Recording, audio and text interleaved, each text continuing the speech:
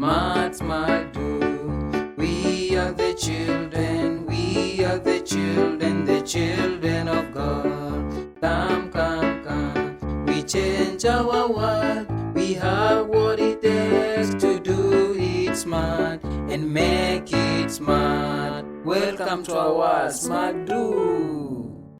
Welcome students, welcome to another exciting episode. This is Standard 5. We are looking at social studies.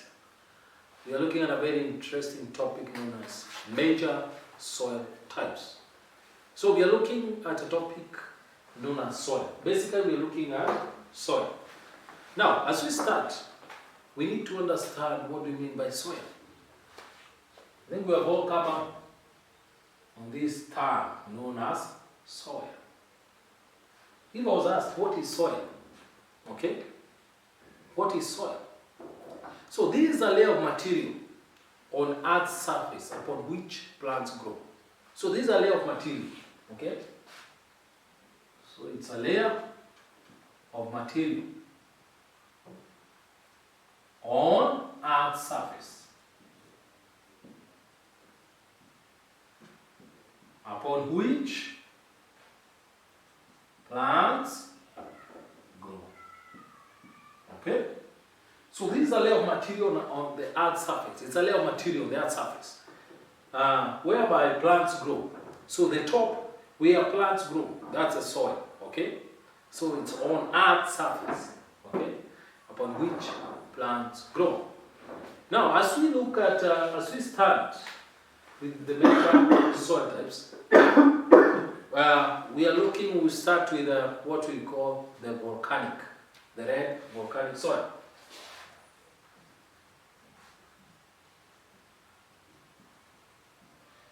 The red volcanic soil, as we have looked in earlier topics, it's good in the growth of various crops such as crops that grow in cool and wet climates. This is an example of coffee and tea. So coffee and tea will do very well in what we call the red volcanic soil. The red volcanic soil is very good in such that it's very what can I say? What I can say is that the red volcanic soil, it's well drained. Okay, it's a well drained soil, very fertile, good for the growing of crops. Okay, mostly the red volcanic soil is found in the highlands. That is in the cool and wet climate. That's where the red volcanic grows. Now, for me here, I have what we call the red volcanic soil. I think you can see. This is what we call the red volcanic soil. For example, this is my water. And so that you can see clearly, you can see the red volcanic soil is red. Okay? That's why it's known as the red volcanic soil. Now, you can see it drains very quickly. So, well drained soil. So even as I pour water, you can see that the soil is well drained. And that is why it is good for farming. That's why it's good for farming. It drains its water very quickly, very easily, such that the plants are able to grow very well. That's what we call the red volcanic soil. Now, we look at another type of soil known as the black cotton soil. We have another one known as the black cotton soil. Now, the black cotton soil is also known as clay soil. It's also known as the clay soil. One, we need to understand that the clay soil is normally very sticky when wet. Okay? Very sticky. And when dry, it cracks. For example, I could show you. Another thing is that it has very small particles. Now you can see this is my black cotton soil. Okay? You can see it has very small particles. Very small fine particles. But when it's mixed with water, it becomes very sticky. Whereby, for example, I have this black cotton, and you can see that it has cracks because it's dry. These cracks are because of the dryness. Okay? Now, I would like to add water so that you can be able to understand what I mean by being sticky. And I add water here. For example, Okay? So you find that as after I add water into it, it will become very, very sticky. That is why the clay soil could be used in making of the substance. So it becomes very sticky. So, for example, I would like for it to drain some water. Okay? So you find that it becomes sticky. I think you can see here. You could use it to stick making of pots. Yeah? So this one is very good. You see, becomes very sticky. As the clay soil becomes very sticky. Okay? We have what we also call the alluvial soil. What we call the alluvial soil. Now, this one is also known as the young soils. Okay? The alluvial soil is normally found at the deposits of bed of rivers, okay? Such as the rivers, beds of rivers. That's where we find these known as the alluvial soil. Now, this one is not good for farming. Actually, it's just found as deposits from the rivers or the water, okay? But it can be used, can be very good in the construction of houses as it's built making of houses, okay? Mixed with cement, and it makes good soil when it is used in making of houses. So, as we move along, we'll be able to see another kind of soil known as the sandy soil.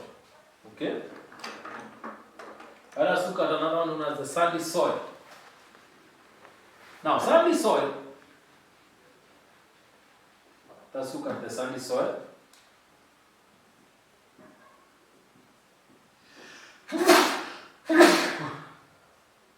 We're looking at the sandy soil.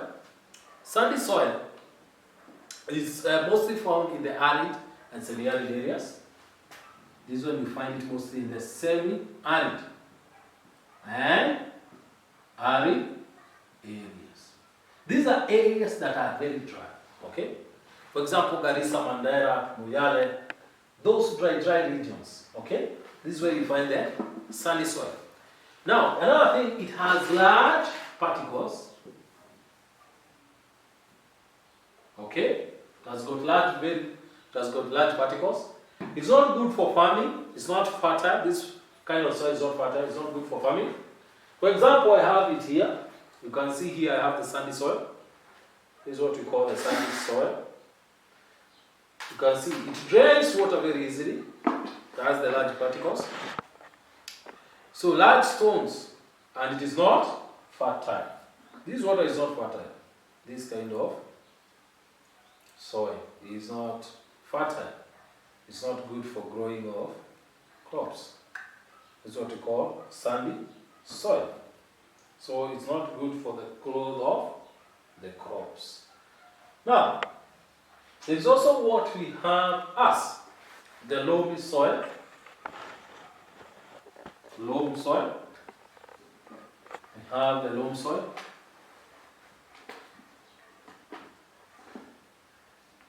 Loam soil. Now, loam soil is said to be a mixture of the sandy soil.